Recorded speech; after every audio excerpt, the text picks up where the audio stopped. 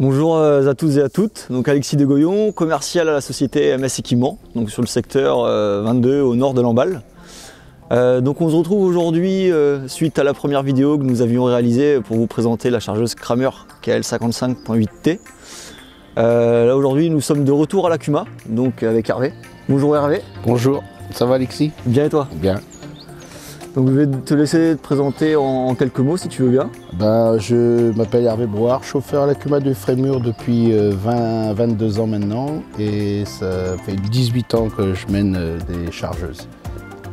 Voilà, donc là aujourd'hui vous avez donc une Kramer, donc une KL55.8T. Suite à la livraison de cette machine, quelles ont été tes premières impressions?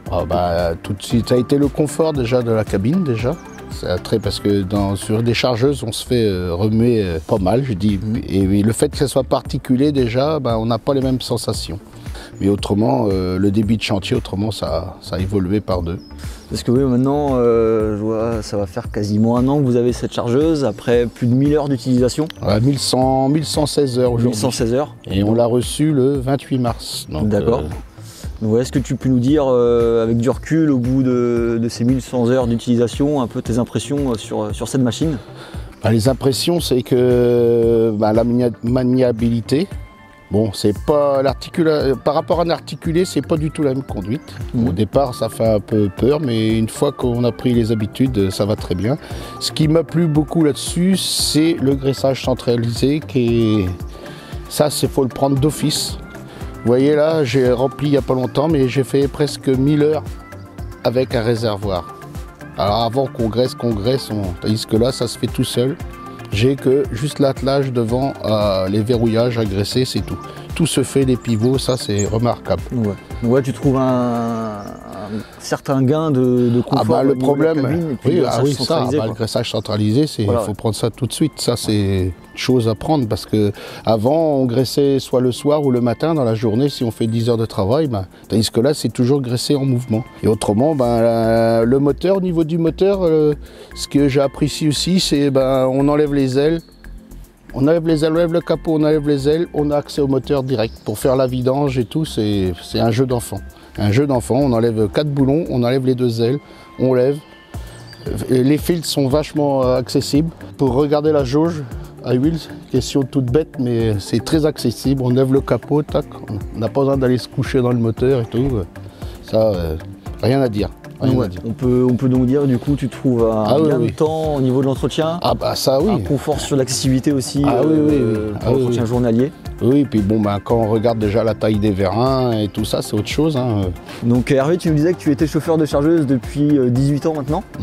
Donc qu'est-ce que tu peux nous dire sur cette machine en termes de maniabilité, de stabilité surtout par rapport à la stabilité, c'est très stable. Après, pour la lever déjà, il faut déjà lui en mettre déjà devant parce que celle-là c'est une machine qui lève 4 tonnes et demie quand même. Donc quand je remplis les épandeurs, je suis pas 2 heures à les remplir. Je sais pas si vous avez vu les vidéos, mais ça bricole pas. Donc stabilité, non, moi je m'amuse. Moi je m'amuse avec cette machine parce que la façon dont elle est faite et tout, puis on est haut, déjà on est bien. Par rapport à un télescopique qu'on est plus bas, moi quand je charge pendant 8 heures, 9 heures par jour, c'est toujours la tête en l'air, on fatigue, parce que là on domine tout. Donc, et on regarde dans les rétros, on domine partout, à gauche, à droite. Et le fait d'avoir le mât central, c'est nettement mieux qu'un télescopique au côté qu'on ne voit pas le coin du godet. Moi, quand je vide mes étapes, hop, je m'enroule. Puis avec les positions des roues qui est très bien aussi, parce que t'es bloqué le long d'un mur, hop, tu mets ta position dans l'autre sens, hop, tu te décales ta machine, t'es reparti. Voilà, avec le mode crâne. Et ce qui est bien aussi, sur la machine-là, on part comme ça, la 4 roues comme ça directrice.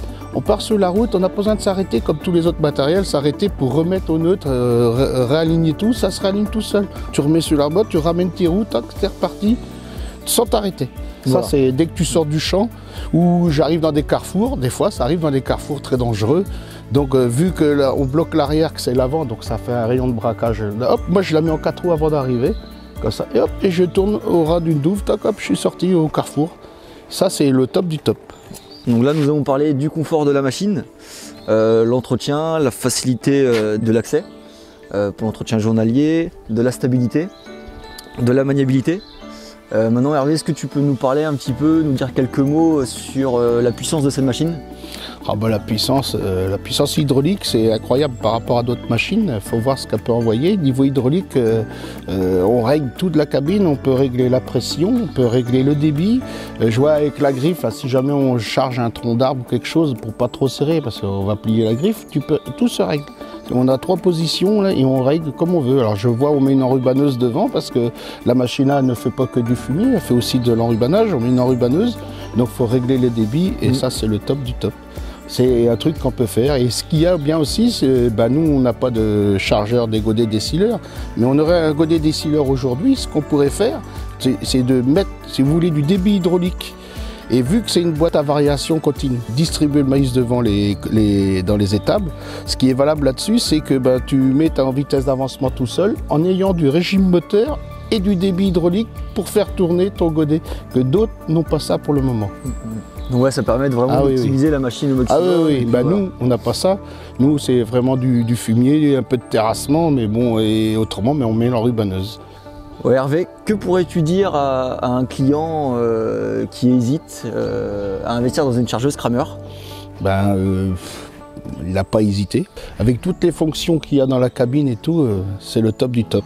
Et surtout la cabine, ça c'est un truc, une fois que vous allez monter dedans, vous ne redescendrez pas. Vous voyez bien, moi je passe mes journées dessus et pour moi c'est le top. Faut pas hésiter, faut essayer.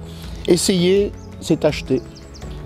Bon, merci Hervé pour ton accueil et puis pour ton témoignage surtout. Oui, mais après, s'il y a des clients qui veulent m'appeler, ils m'appellent, après, pas de problème. Bon. Je suis à leur dispo. Et je te remercie. S'ils veulent venir voir la machine, ils viennent la voir quand ils veulent. Voilà, ok. Merci beaucoup et puis bonne journée à toi. À la prochaine. À bientôt.